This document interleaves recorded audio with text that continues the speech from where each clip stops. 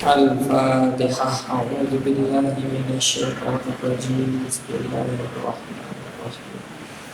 Alhamdulillahi rabbil alamin. Arrahmanir rahim. Maliki yaumiddin. Iyyaka na'budu wa iyyaka nasta'in. Ihdinas siratal mustaqim. Siratal ladzina an'amta 'alaihim ghairil maghdubi 'alaihim.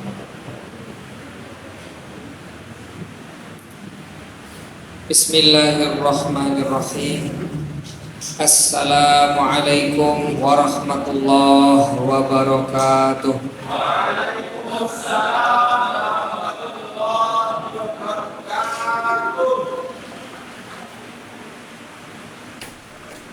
Alhamdulillah.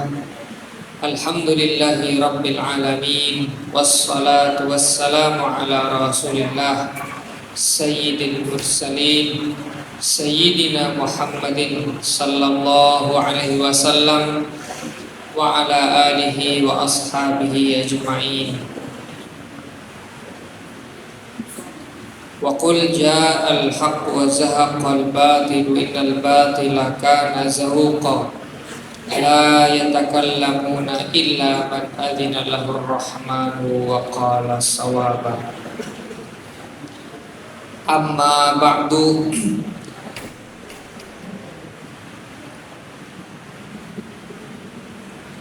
Alhamdulillah,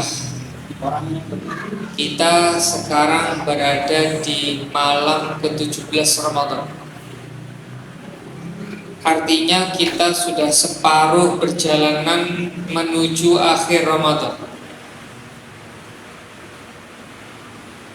yang mana ternyata sesuatu yang berat apabila dilalui pada akhirnya akan berlalu.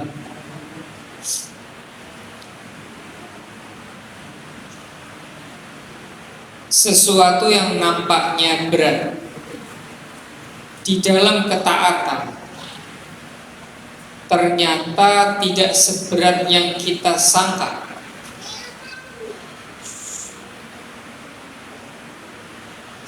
Oleh karena itu kadang kalau ada santri protes terhadap sesuatu yang baik, itu kadang tidak saya gubris. Kadang saya ya gitu. Begitu pula anak-anak kita kalau diajak yuk sholat, yuk puasa, kemudian mereka ngomel, biarin aja. Karena sesungguhnya kebaikan akan tetap menjadi kebaikan sampai kapanpun. Begitu pula keburukan akan tetap menjadi keburukan. Kita sebagai manusia biasa hanya perlu untuk melaksanakan semampunya dan bersabar. Kita tidak dibebankan untuk lebih dari itu. Jamaah Masjid Al-Hikam yang dirahmati Allah,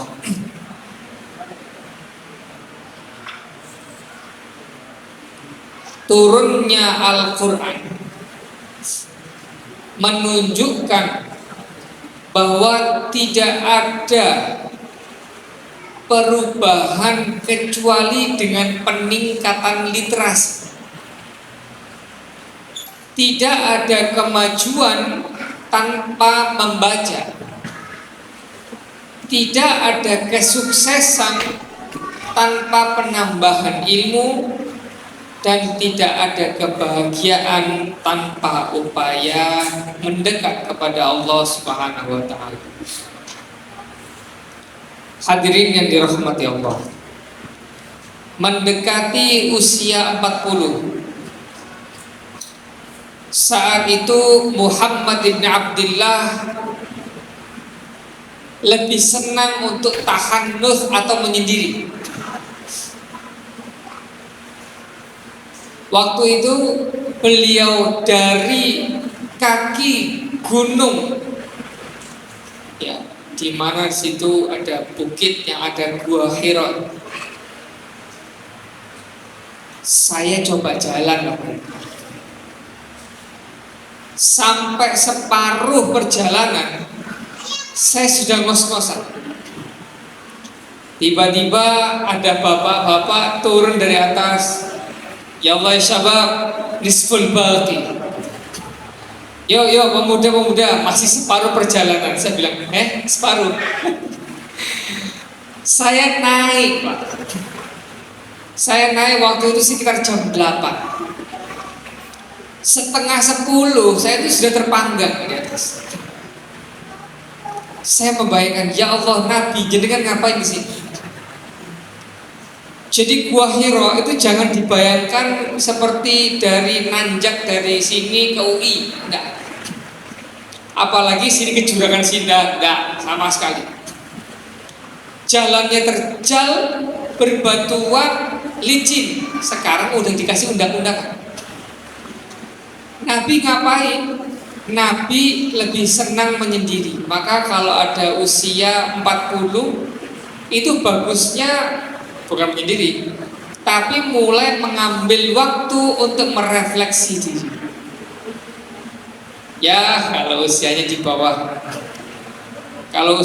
bawah 40 ya masih seneng-seneng kumpul-kumpul, ya itu masih ya seperti itu. Tapi kok 40 kok senengnya kongko-kongko gitu. Ini dipertanyakan. Muhammad zaman itu naik ke Gua Hiro untuk bertahanus, ngambil bekal kurang, balik lagi. Kadang diantarkan oleh Sayyidah Khadijah. Ibu-ibu, umpama bapak-bapak pergi ke suatu tempat menyendiri, bawa bekal, ibu tenang apa gelisah? 3 hari baru pulang, ya. Kemudian nanti ngambil bekal lagi, pulang ngambil bekal, assalamualaikum, ngambil bekal, terima kasih, berangkat lagi. Kira-kira nyaman apa tidak nyaman?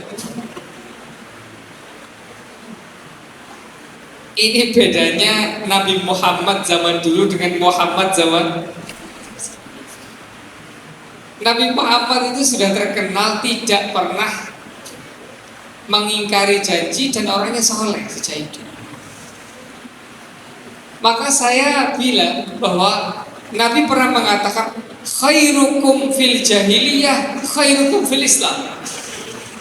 Orang yang paling bagus ketika masa jahiliyahnya, maka kalau sampai masuk Islam dialah yang paling baik Islam. Jadi tidak usah nunggu orang itu nanti aku baiknya setelah umur 40. Enggak. Orang yang paling baik akhlaknya sebelum 40, setelah 40 akan paling baik di antara 40 yang lain. Ayo tidak usah nunggu taubat nanti. Oleh karena itu di sini kita ditempa bersama di Al-Hikam ini belajar untuk menjadi orang baik. Nah, Al-Hikam tidak pernah memberikan hidayah. Al-Hikam ada untuk memberikan, mendorong, memfasilitasi, mengedukasi, dan menemani Anda mudah-mudahan menjadi soleh bersama-sama dan solihah bersama-sama. Allahumma. Hadirin yang dirahmati Allah.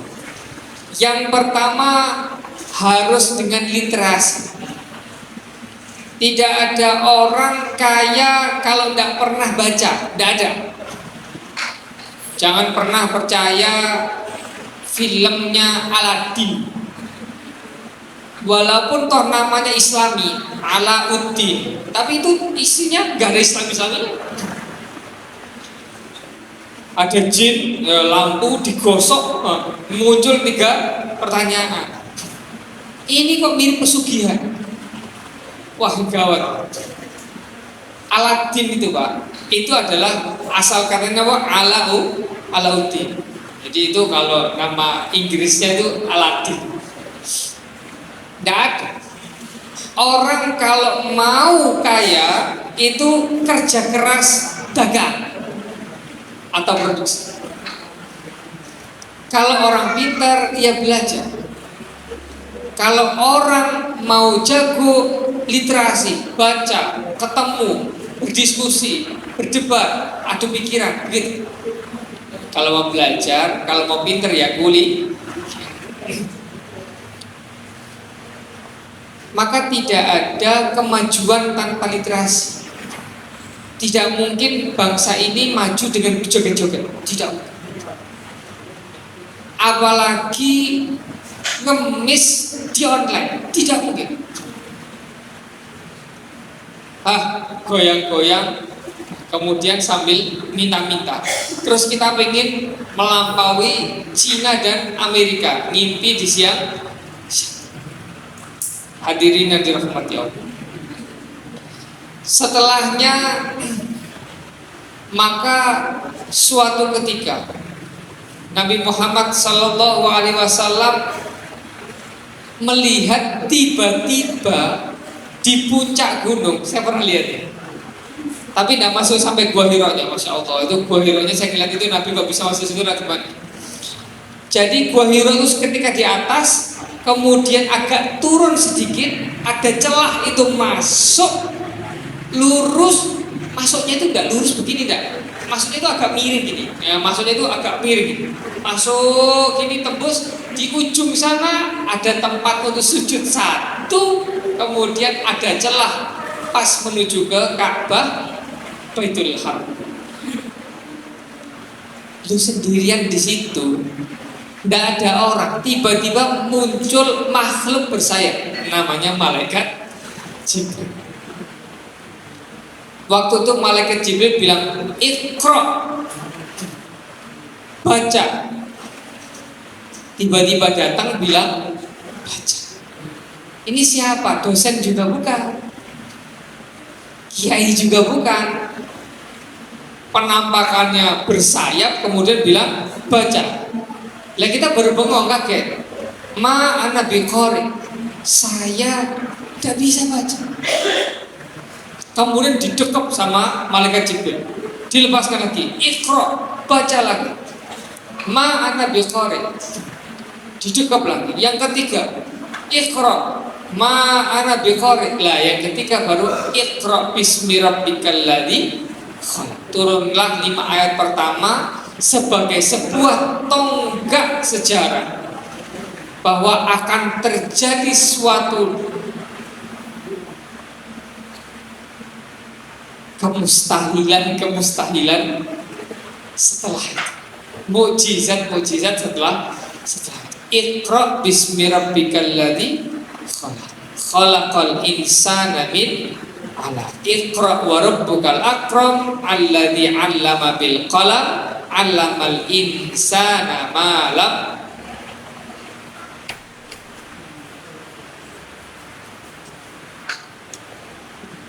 Kalau orang itu mau untuk menyerap ilmu, itu bacanya Iqra tapi bismi rabbikal ladzi. Kenapa? Karena sudah dijelaskan di dalam hadis Nabi, kullu amrin dzibalin la yubda'u bi bismillahirrahmanirrahim fahuwa aqta wa fi riwayatin fahuwa aqta. Hadirin yang dirahmati Allah, kalau kita mau hidupnya itu berkah, maka memulainya dengan bismillahirrahmanirrahim. Kalau mau belajar bismillah, kalau mau mendidik anak ya bismillah, atas nama Allah. Kenapa? Karena anak ini punya Allah, karena saya ini punya Allah, karena ilmu mendidik itu juga dari Allah, maka semuanya harus bismillah. Abah Hazim Muzadi itu pengen nyangoni para mahasiswa itu cuma disauni bismillah tok. Saya ingin memberi bekal para santri itu dengan bismillah, bukan hanya kupinang kamu dengan bismillah. Wah, gimana Mbak, ini mau dipinang dengan bismillah doang? Kupinang kamu dengan bismillah, la haula wala quwata illa billah. Udah gitu doang kan. Artinya Bismillahirrahmanirrahim ini adalah suatu kata yang Allah saja memulai dengan itu. Maka awal mushaf itu Bismillahirrahmanirrahim. Karena sebagian ulama mengatakan Bismillah yang di Bismillah itu merupakan bagian dari Al-Fatihah. Sebagian ulama loh ya. Apalagi satu ulama, makanya dibaca Bismillahirrahmanirrahim, dibaca ketika imam, karena mayoritas orang itu meyakini bahwasanya Bismillah di dalam Al-Fatihah merupakan bagian dari.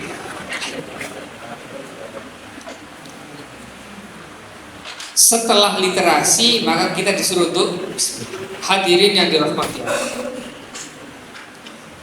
Waktu itu setelah turun wahyu, tiba-tiba, wah terima kasih. Setelah turun wahyu tiba-tiba, Nabi kemudian pulang ke istrinya mengatakan zamiluni, tolong, jadi teman saya itu pucat, karena ngelihat makhluk tidak pernah dilihat, kemudian didekap. Wah ini kalau orang Betawi ini mesti kalau didekap makhluk halus wewe gombel, no? Tapi ini didekap oleh malaikat. Lama kelamaan dalam tarikh itu berselang sekitar 3 tahun. Tiba-tiba Nabi itu kangen. Kapan lagi ya ketemunya? Jadi ngeri-ngeri sedap. Biasa kan kalau kita punya pengalaman spiritual itu kadang-kadang kepingin lagi. Lah ketemu lagi, ya ayyuhal muddatsir qum. Ini yang lagi tiduran, yang lagi rebahan, berdiri, bangun. Nah ini menunjukkan bahwa perubahan dunia tidak boleh dengan rebahan, apalagi sambil komen YouTube, tidak bisa. Wes kacau nih kacau. Hadirin yang dirahmati. Al-Quran merupakan kitab suci. Ciri dari kitab suci adalah sesuai fit.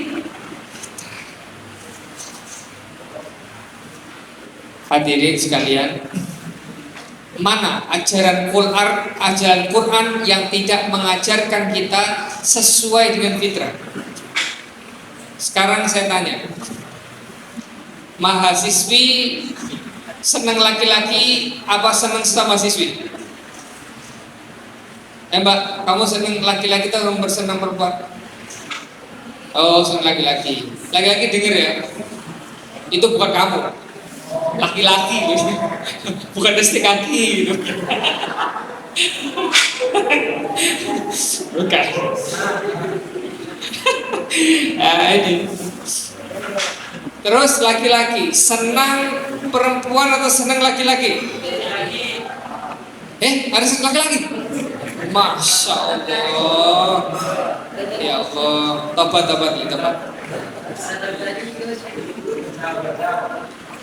Maka Nabi mengatakan tanakahu fa inni mukatsirun bikum aluma. Tidak ada kok kitab suci kemudian melawan fitrah manusia, tidak ada. Kok kalau ada kitab suci melarang para santri untuk menikah dengan lawan jenis, wah gawat itu. Saya tidak usah jadi santri. Tidak ada. Fitrah kita semakin tumbuh dengan Al-Quran. Ciri dari kitab suci tidak pernah melawan fitrah.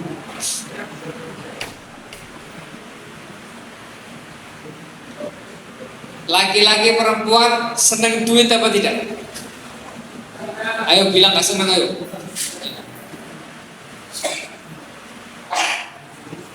Tidak mungkin perempuan tidak suka, karena katanya ibu-ibu itu uang suami adalah uang saya. Tidak mungkin. Tapi kan digunakan untuk kebaikan rumah tangga, tidak masalah. Itu bukan hubul dunia, bukan. Itu hubul dunia lil akhirah. Hubul dunia lil akhirah. Laki-laki pengen punya uang. Harga diri laki-laki itu bisa menafkahi istri. Maka kita senang uang. Sekarang saya tanya, agama kita melarang untuk cari duit apa tidak?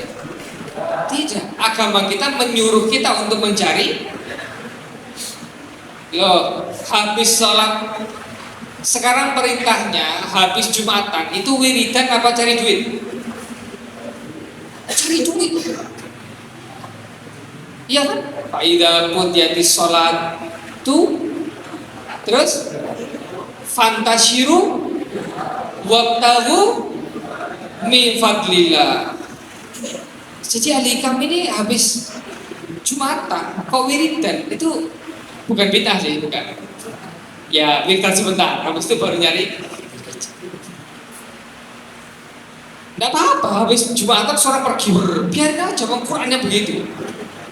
Karena kalau enggak repot, suruh cari kerja.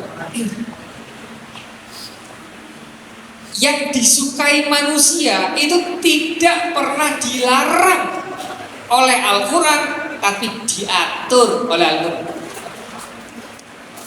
Apakah Allah melarang Anda untuk menyukai lawan jenis? Tidak, tapi Allah atur bagaimana senang dengan lawan.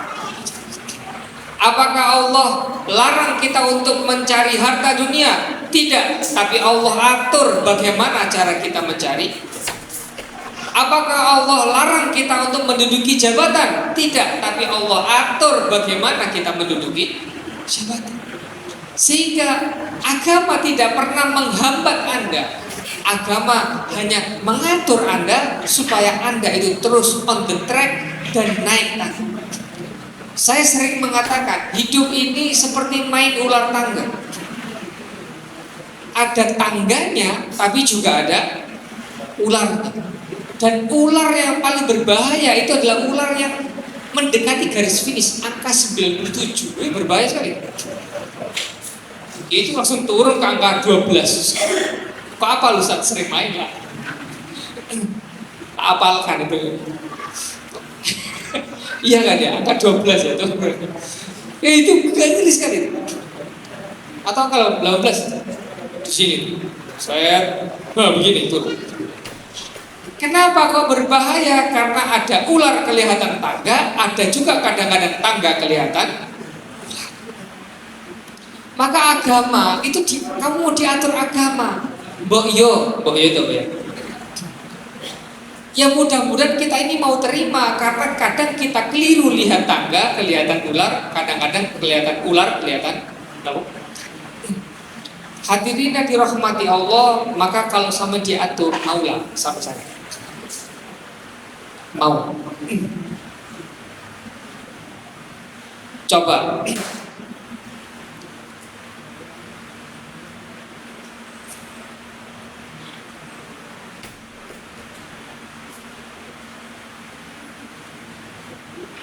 Kalau ada orang pingin berkuasa, tapi dia akhirnya nyuap, maka yang jadi penguasa itu yang paling korup. Betul betul. Iya. Maka kiamat sudah dekat, karena tanda-tanda kiamat itu adalah as'adun nas lukaun bin luka, bejat bin bejat, itulah yang akan menjadi pemimpin. Ya kalau kita hidup itu pemimpinnya hanya berdasarkan siapa yang paling besar, dan kita mendukung yang bayar bukan mendukung yang benar, wah repot. Maka agama kita mengajari bahwasanya kita ini hidup berdasarkan akal sehat. Hadirin yang dirahmati Allah, ciri kitab suci yang pertama adalah tidak menyalahi fit. Sampai pingin minum, maka puasa pagi sampai maghrib tidak boleh minum, tapi setelah maghrib boleh minum teh. Coba sih enak minum teh. Enak kan enak.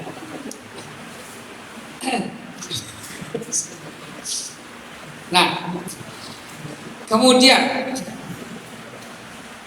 Anda punya keluarga. Kalau serawung-serawung keluarga dilarang apa tidak? Tidak.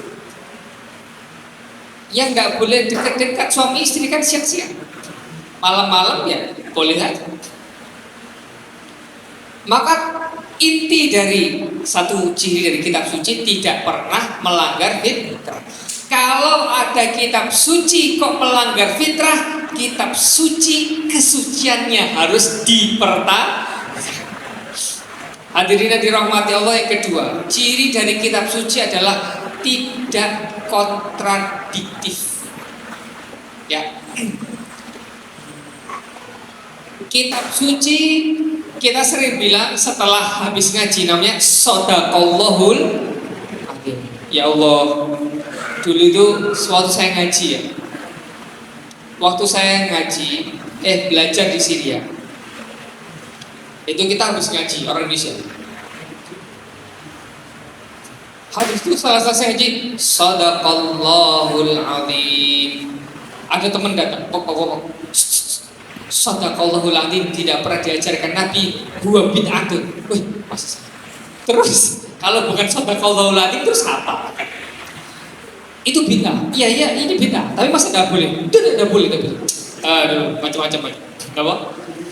Kalau ciri dari sodako itu artinya adalah konsisten. Ciri dari kebenaran itu adalah tidak bertentangan dengan satu dengan lainnya.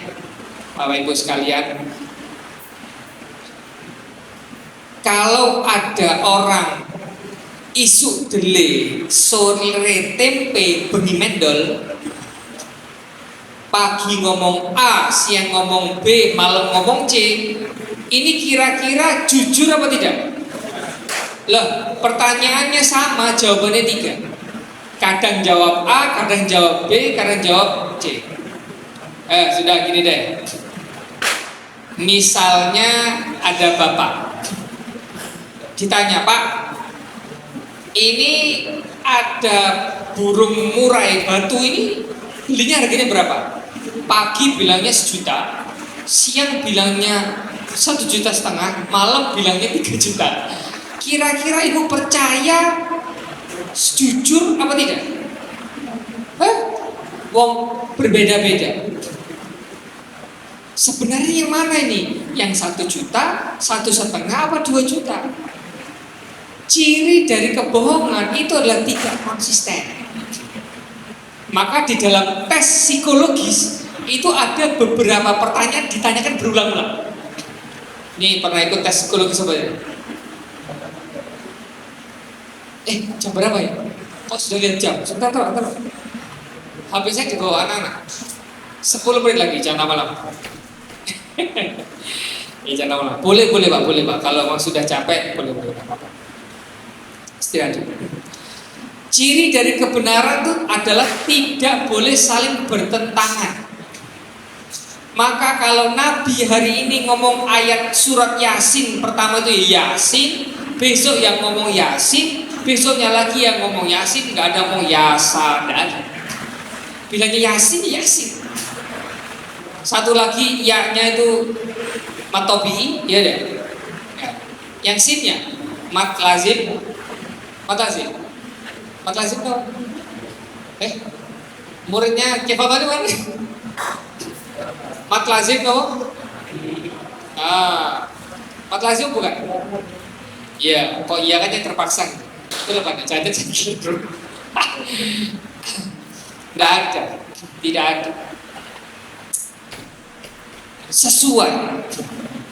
Maka saya itu pernah ditanya, sekali lagi ini pertanyaan, tak ulang lagi ya, biar nanti yang santri biar dengar. Saya itu ditanya, Pak Ustadz, ini Nabi dari kita itu ada riwayatnya, tapi dari Allah, malaikat Jibril sama Nabi, buktinya kalau benar apa?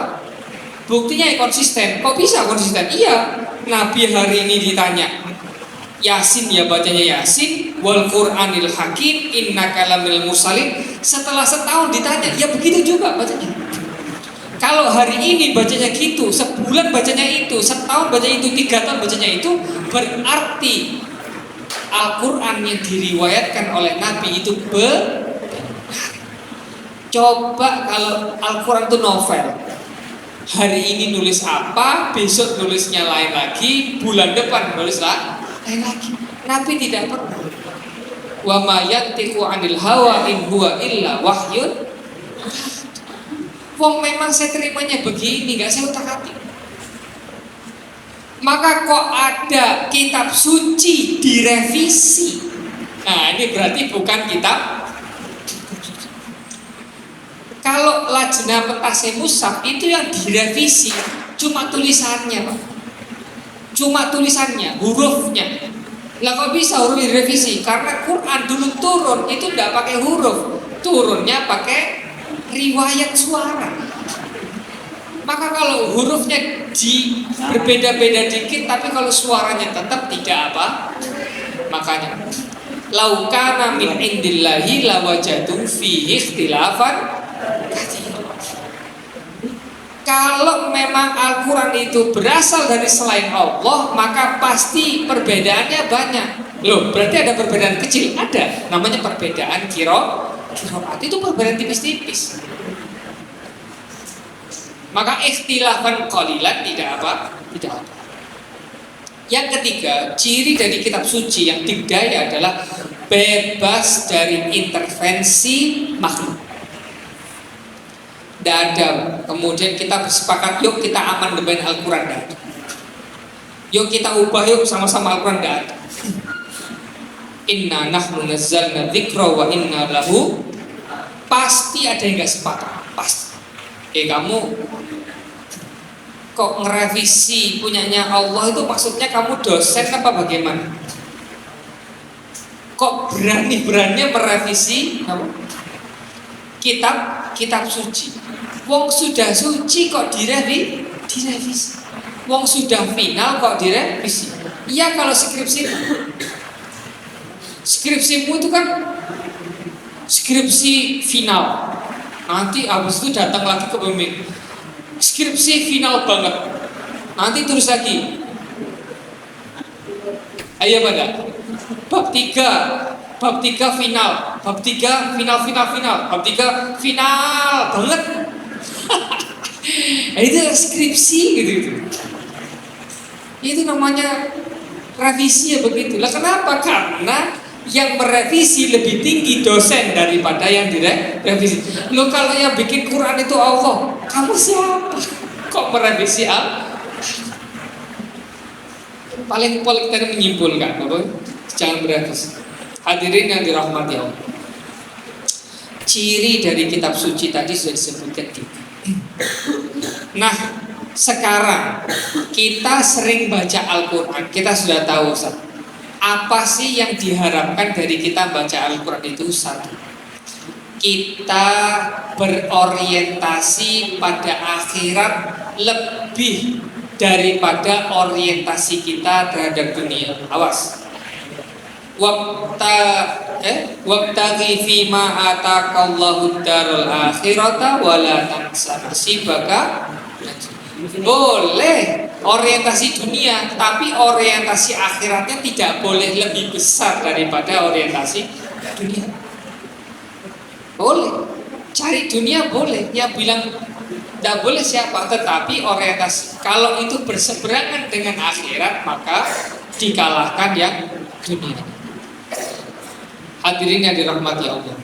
Sekarang saya tanya, lebih untung mana? Percaya akhirat apa tidak? Kalau sampai ditanya, buktinya apa? Ayo, buktinya apa percaya akhirat lebih untung apa tidak? Orang yang cuma percaya dunia, itu riskan.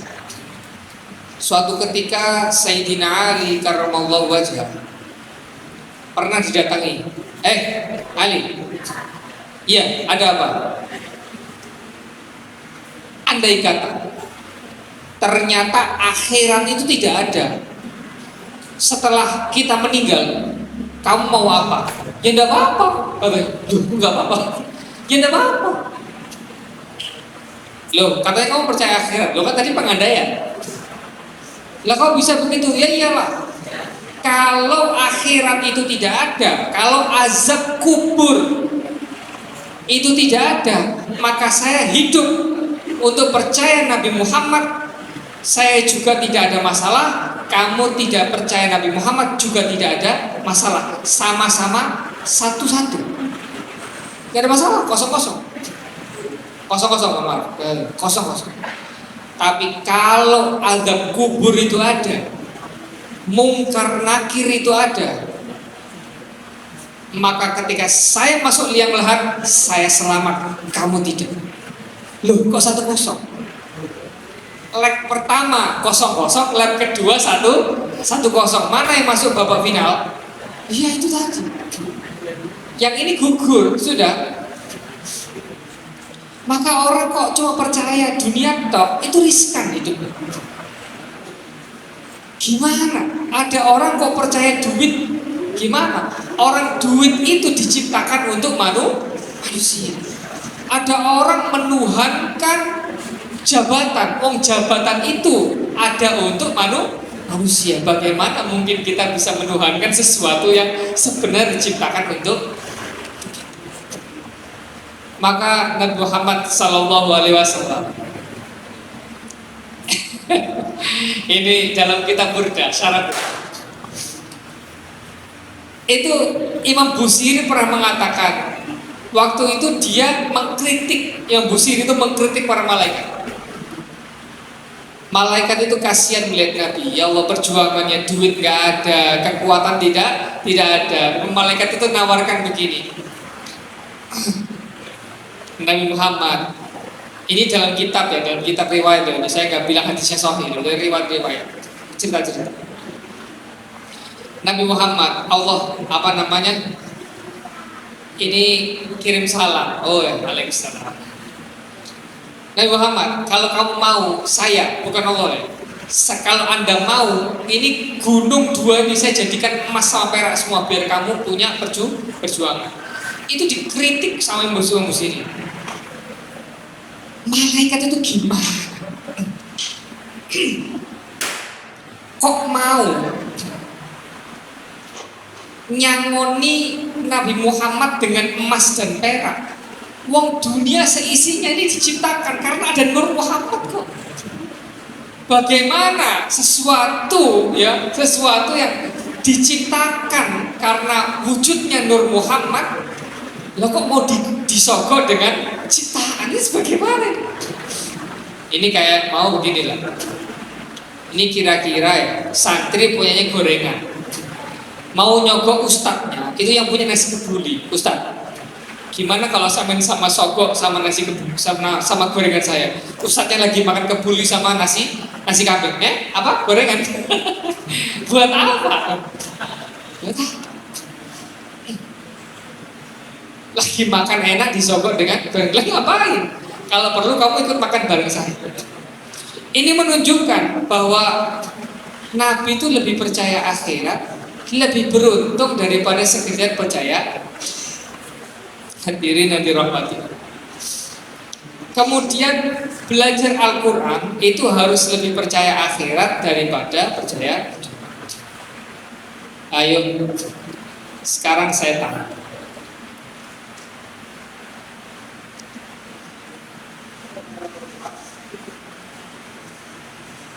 Mondokkan anak, ngirim anak belajar agama, mondokkan anak, terus anak tidak mau, gimana jawabannya? Ayo.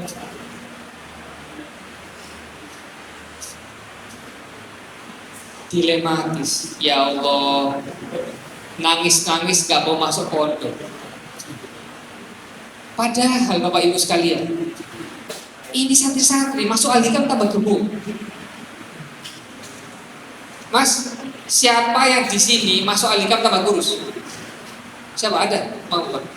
Kamu tambah, BB-nya naik. Naik. Mana lagi? Mas, kamu tambah kurus? Enggak ya? Siapa yang tambah kurus masuk Alikam? Mas Afkari. Zakaria. Kamu tambah kurus apa tambah gemuk? Anaknya baik-baik saja sih. Nggak.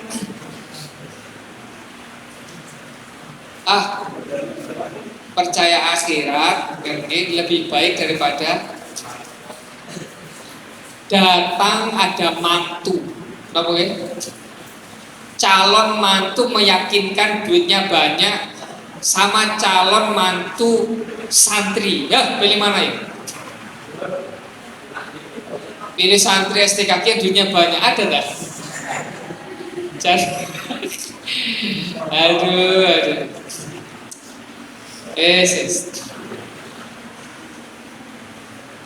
Percaya akhir, percaya akhir. Saya nggak mengatakan saya lebih baik. Ya Allah. Ya mudah-mudahan mertua saya itu nggak ketipu ya benar. Ada yang kaya datang, menjabat ya datang bawa mobil, dikasihkan saya yang kurang prospek mobil yang nggak punya, jabatan yang nggak punya. Saya itu dulu mau nikah, Pak. Di tabungan saya, wallahi 200.000. Ayo, ini 200.000 mau nikah. Saya masih ingat ATM BNI itu.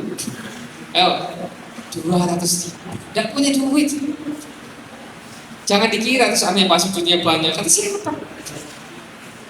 Tapi kok mau ya, alhamdulillah. Efek yang kedua, baca Quran itu harus membebaskan diri dari kebodohan. Bapak Ibu, baca Quran yang benar itu tidak boleh tambah bodoh, tidak boleh. Ada orang baca Quran kok tambah bodoh, ya, tambah tidak mau mikir. Ini mesti baca Quran clear. Hadirin yang dirahmati Allah,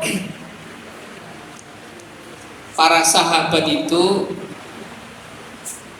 membangun peradaban dengan Al-Quran. Artinya peradaban ini pasti meningkat intelektual.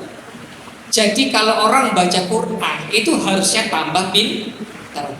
Tidak boleh baca Quran itu tambah tak boleh. Ciri orang baca Qurannya itu benar adalah tambah pintar. Makanya pagi-pagi santri ngajak ngaji Jalalain, maknani, walaupun bolong-bolong, ya sudahlah, ya sudah. Biar tambah nopo ngaji dimanapun jenengan berada, tandanya ngajinya benar harus tambah Kenapa? Karena yang diusung oleh Al-Quran itu cuma dua, memerangi kemiskinan dan mengentaskan kebodohan.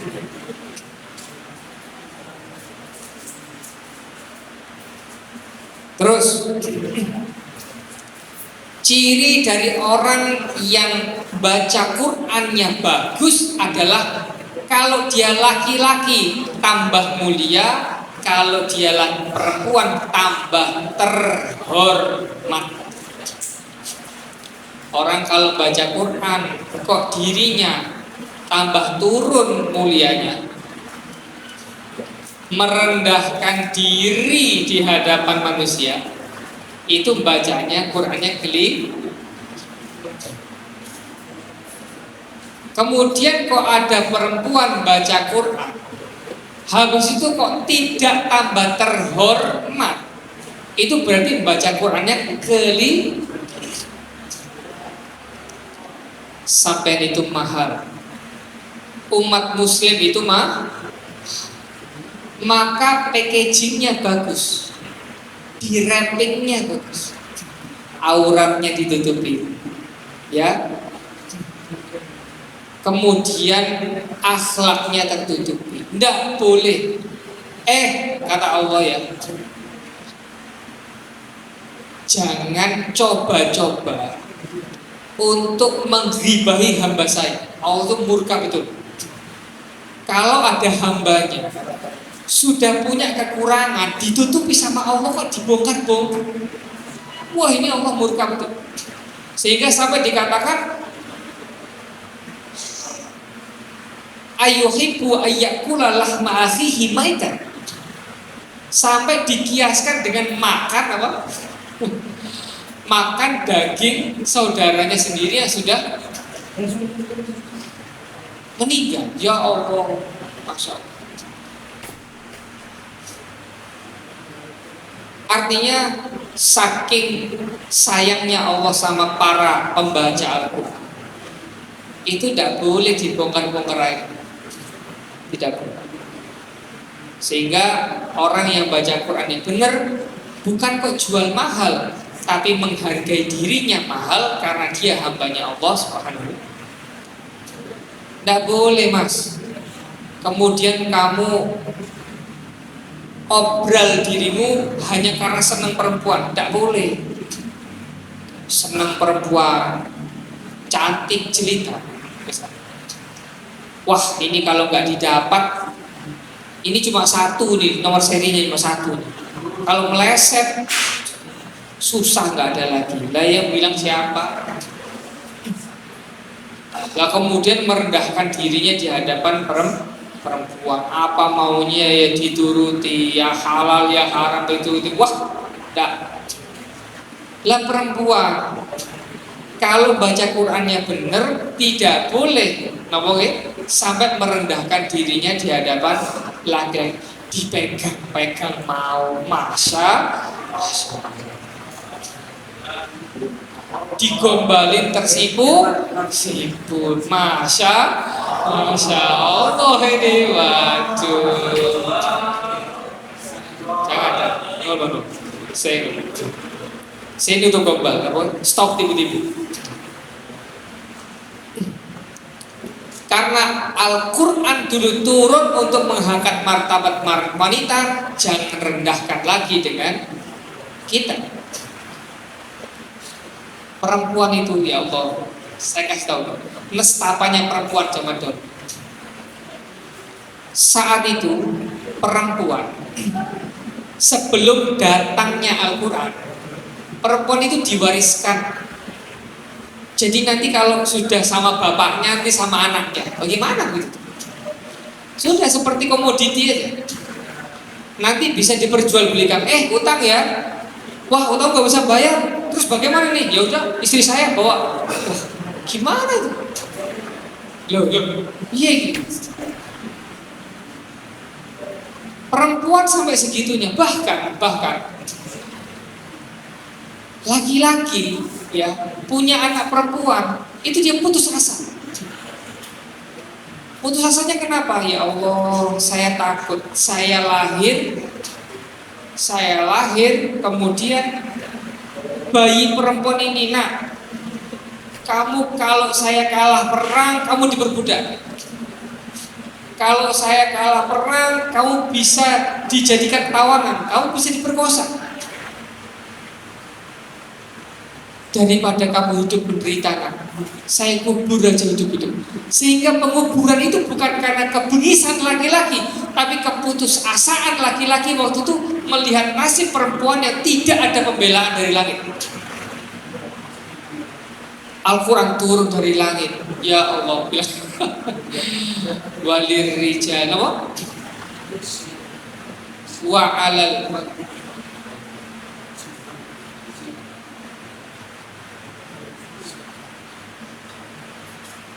walahunna mithlul ladzi alaihinna,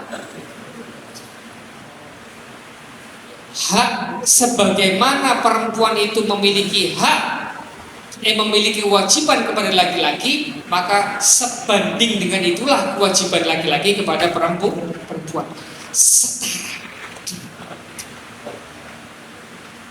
Ya Allah, amin.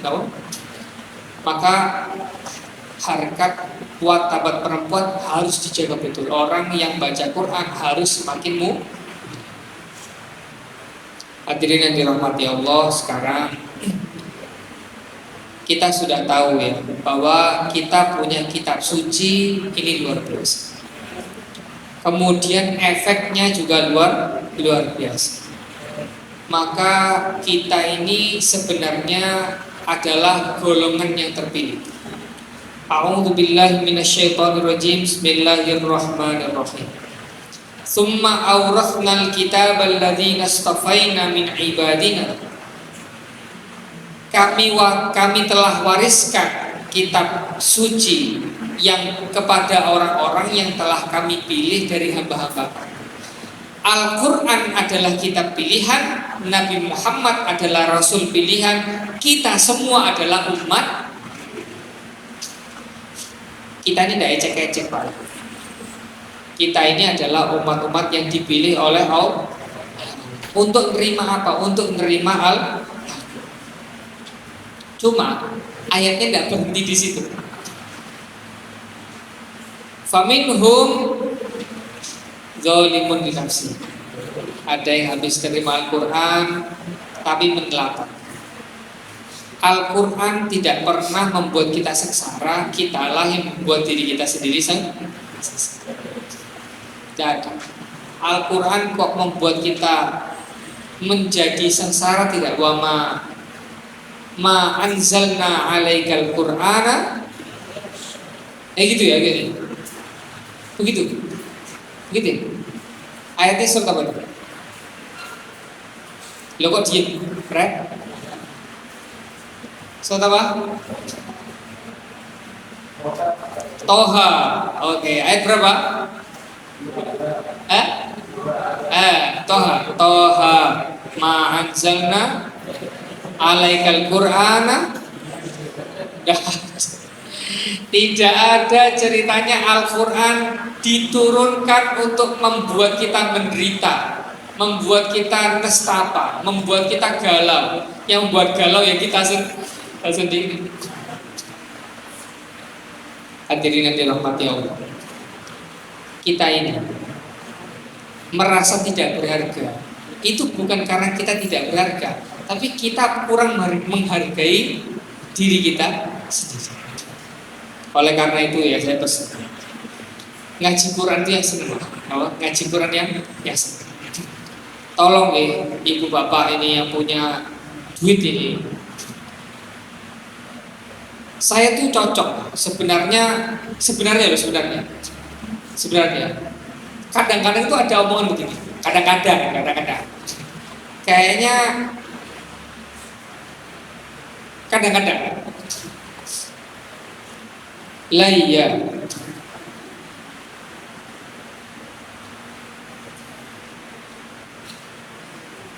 bayar TPQ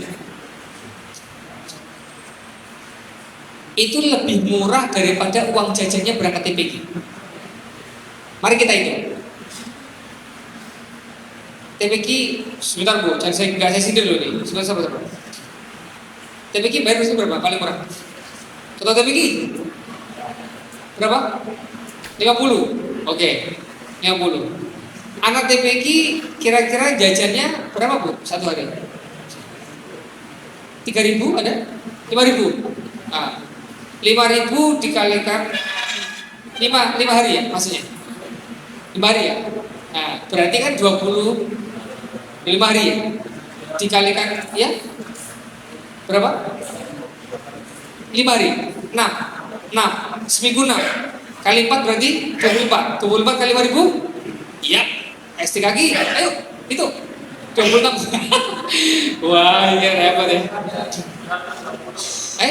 120. Wah kalau Pak Yato cepet lah, biasa ngitung bandwidth tau ya.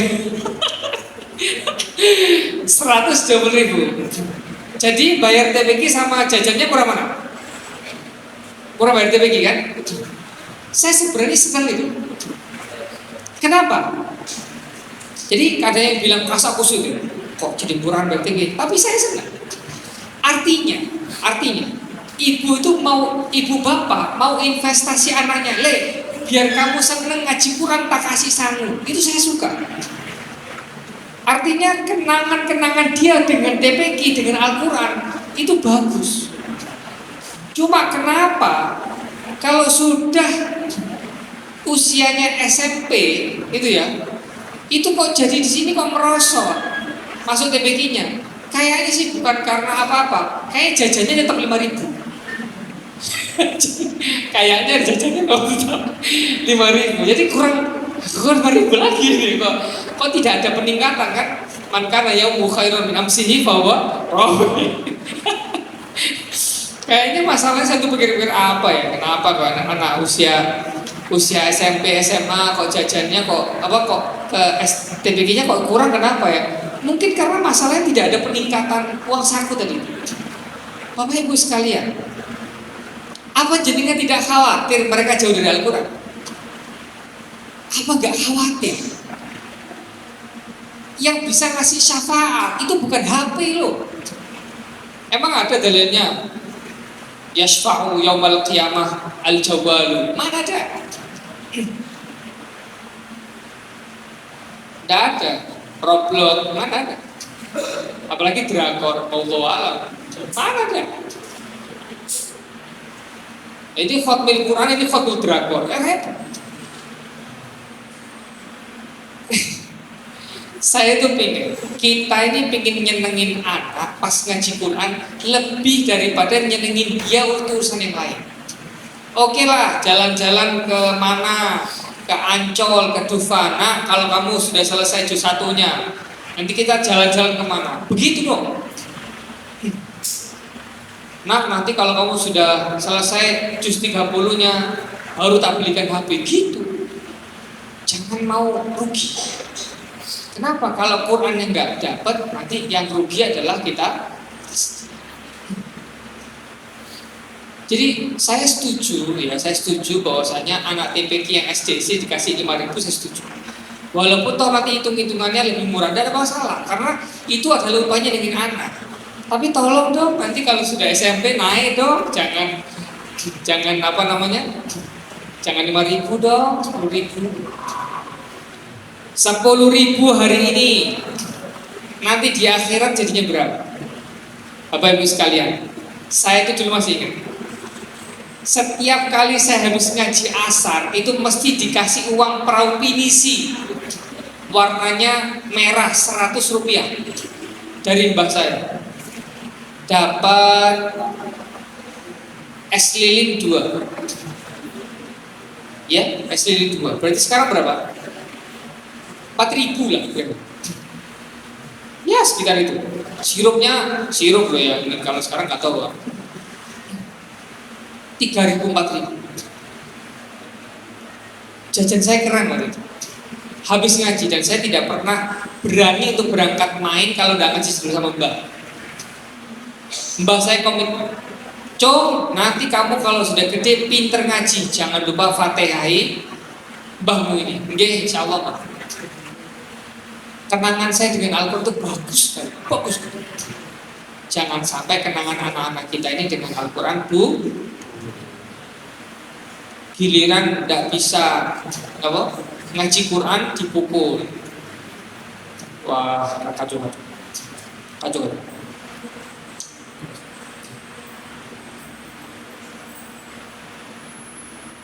Gak bisa matematika, bunda anaknya. Nanti anak saya masa depannya bagaimana? Gak bisa Quran terang-terang. Wa minhum muqtasid. Ada juga yang ya yang enggak. ya. Bisa Al-Quran ya syukur, enggak ya enggak apa-apa. Wah, jangan. Ibu-ibu yang dirahmati Allah, bapak-bapak sekalian, kakak-kakak yang punya adik-adik, tolong semangati adik-adiknya untuk ngaji. Saya titipkan generasi kukusan di tangan TPQ. Anak-anak kecil ini kalau sampai trauma masuk TPQ, hati-hati. Generasi kukusan ini dipegang oleh anak TPQ. Ngajar yang bener ya, ngajar yang kalau nggak datang BPTA itu ya gimana ya. Tapi kalau nggak datang TPQ, waduh, gawat. Surat. Wa minhum sabiqun bil khair. Ada yang golongan ketiga itu yang kita harapkan kita dengan Al-Quran itu berlomba-lomba untuk mengamal. Hadirin yang dirahmati Allah, saya akan tafsirkan sabiqun bil khairat dengan cara membacanya Sayyidina Abu Bakar radhiyallahu anhu. Beliau mengatakan, saya tidak baca 5 ayat kecuali sudah saya amalkan sampai selesai, baru nanti saya baca. Saya bingung. Anak-anak STKK itu bukan tentang khatmul Quran lagi, tentang khatmul amal bil Quran. Jadi sudah orientasi sudah lain. Jenengan kalau masuk sebelum STKK sudah bisa khatmul Quran. Tapi coba sekarang bikin khatmil amal bil Quran. Bagi aku ayat 1, kamu ayat 2, kamu ngamalkan ayat 3, kamu ngamalkan ayat 4, kamu akan ayat 5. Nanti difoto bareng-bareng, habis itu dikumpulkan di kolase. Ini ayat 1 ngamalkannya begini, ayat 2 ngamalkannya begini, amal 3 begini. Selesai, top. Itu kelasnya Abu Bakar. Kelasnya Sayyidina Abu Bakar. Orang yang tidak melewati 5 ayat kecuali sudah mengamalkan 5 ayat yang sudah. Emang khatmul Quran buruk? Siapa bilang buruk? Siapa sih? Saya bilang kalau kelasnya Sayyidina Abu Bakar, orang terdekatnya Nabi, ring satunya Nabi, itu baca Qurannya tidak pernah lewat dari 5 kecuali mengamalkan 5. Biidnillah, maka orang-orang yang bisa sabiqun bil khairat ini biidnillah, maka malam nuzul Qurani kita mohon kepada Allah, mudah-mudahan ya Allah kita termasuk yang sabiqun bil khairat. Yang ngamin itu kok ragu-ragu ya. Kayaknya nggak yakin doanya. Kita doakan lagi ya. Mudah-mudahan kita ini menjadi sabiqun bil khairat. Semangat. Jangan pesimis gitu. Biidnillahi dzalika huwal fadlul kabir. Itu adalah keutamaan atau kemurahan Allah yang sangat besar. Jadi orang bisa mengamalkan Quran itu merupakan fadlnya Allah yang paling besar. Bukan kok mobil, karena mobil itu di kaca belakangnya hadza min fadli rabbi. Oke? Nah, di sini yang suka ngeliat mobil itu belakangnya ada kacanya begitu. Ini adalah karunia Tuhan kepada karunia Allah yang paling besar, bukan tapi bisa ngamalkan Quran.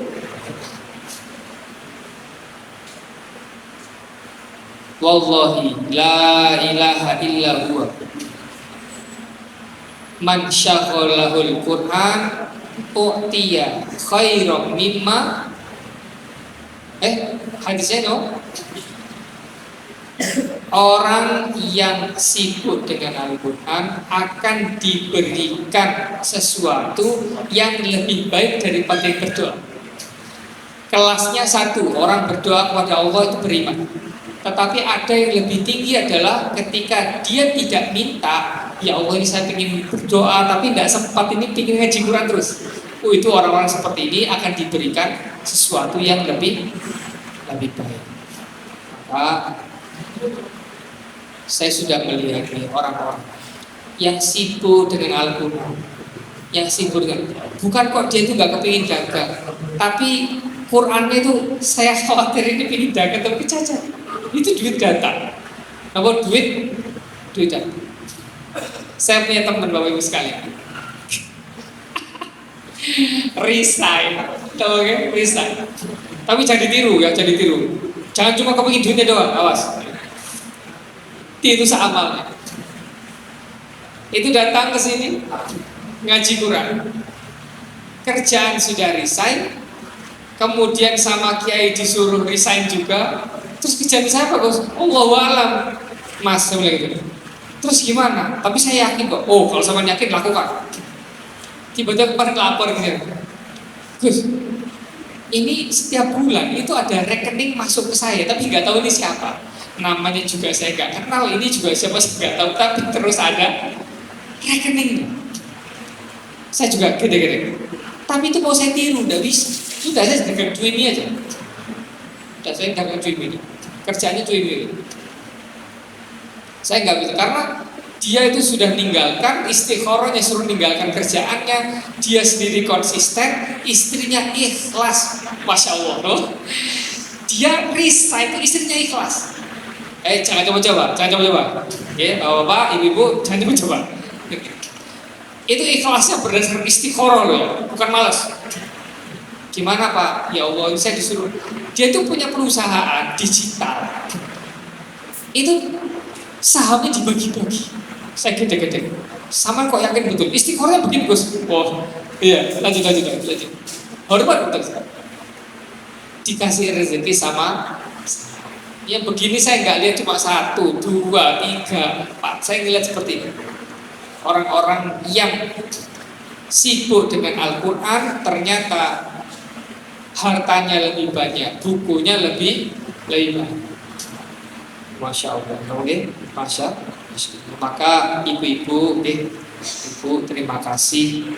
Satu, dengan peringatan nuzul Quran, tolong ini santri dimanfaatkan, santriwati dimanfaatkan. Ini ada mbak-mbak ini yang seger-seger ini tolong kalau dimintai ngaji sama warga jangan ditolong. Jangan ditolong. Kawal kukusan ini, kawal RT, RW kita, kawal masyarakat kita. Minta apapun urusannya sama Al-Quran, tolong dibantu. Mas, ya, kalau warga butuh apa-apa tentang Al-Quran, tolong dibantu. Kenapa? Karena kalau Al-Quran itu sudah ada di masyarakat, insya Allah segera pertolongan Allah akan turun, sakinah dalam rumah juga akan turun. Yang penting tidak usah pamrih, tidak perlu pamrih. Pamrih tidak akan bawa kita kemana-mana, keikhlasanlah akan bawa kita kemana-mana. Bapak Ibu yang dirahmati Allah, mohon maaf ini mengambil waktunya. Mudah-mudahan dengan nuzul Quran ini kita semakin yakin, minimal baca dulu. Kemudian yang kedua, minimal terjemahan Al-Quran.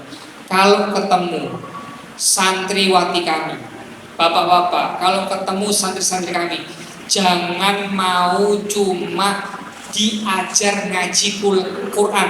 Kalau cuma begitu, saya larang. Saya mohon tolong tanyain tafsirnya juga.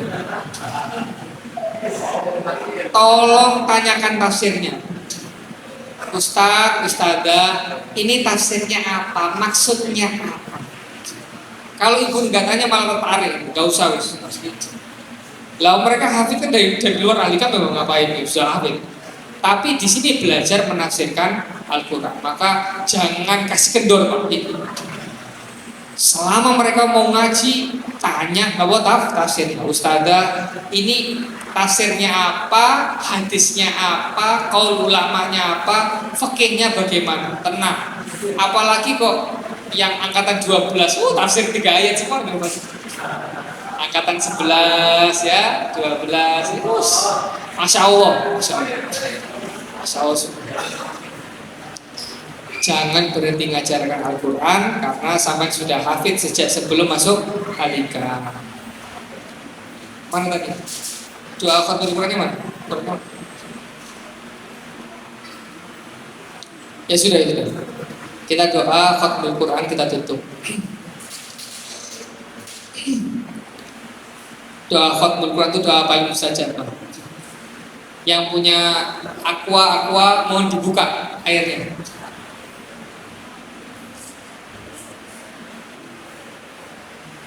Iya.